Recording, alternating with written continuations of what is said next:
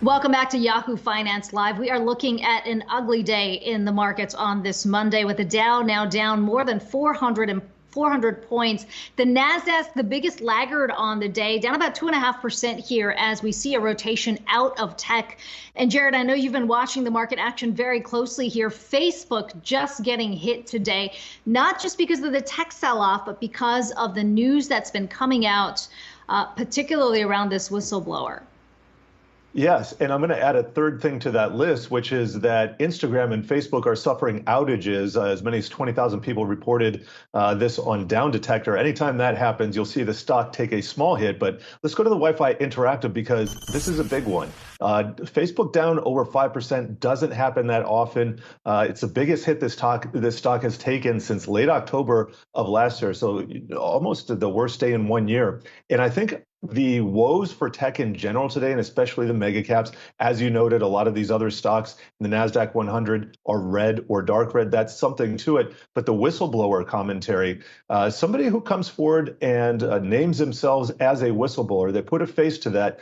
Suddenly, the story gets ratcheted up in the national conscious. And I think there is something to be said for that story leading to the negative price action, or at least contributing to part of it that we're seeing today. In general, we're seeing a bad day for tech. So let's check in on the semiconductor space, seeing a lot of weakness there in NVIDIA, one of the leaders in that space. That stock is down 5%, Applied Materials down over 3%. And seeing something similar in software. We're seeing Adobe down 4%, Atlassian over 3.5%, CrowdStrike's that cybersecurity firm down 5%. So I've been tracking the weakness in not only semiconductors, but also software over the last week or two. That's when they started rolling over, and that's just continuing. And it kind of feeds into the bond market here. I'm going to go over to the 10-year T-note yield and just get an update on what's happening today. We saw it up as many as 3 basis points earlier. It's up 1 basis point now, but that usually lights a fire under the value stocks, energy and financials, and the stocks that take a backseat are those growth stocks. So a couple more screens here. I do want to check out the banking sector.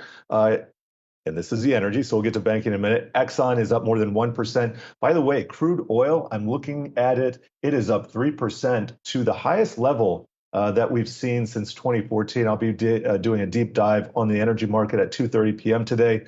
And as promised, I do want to check out the banking sector before we go. So that has slipped. A lot of these stocks slipped into the red. JP Morgan down just slightly, but on this burst here, close to the open, it did record a record high, one of the few that I saw today. So interesting sector action. I will leave it to that.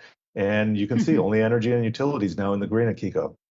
Yeah, and speaking of energy, of course, that getting a bump from what we've heard from OPEC Plus, that they're going to be sticking to the agreement to pump out 400,000 barrels per day in November.